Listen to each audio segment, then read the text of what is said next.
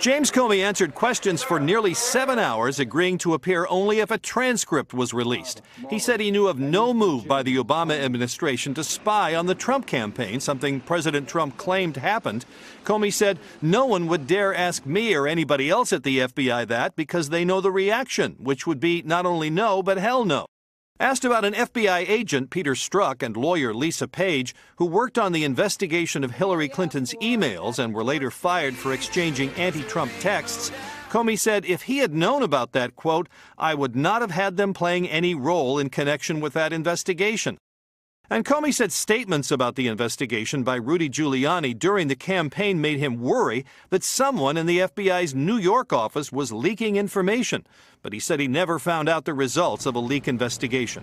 As for how Robert Mueller is handling the Russia investigation, Comey told reporters it's moving quickly and professionally.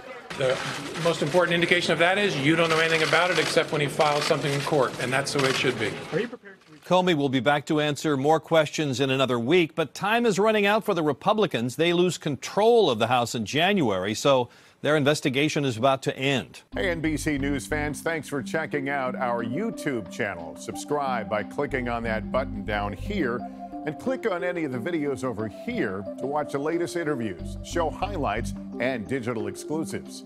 Thanks for watching.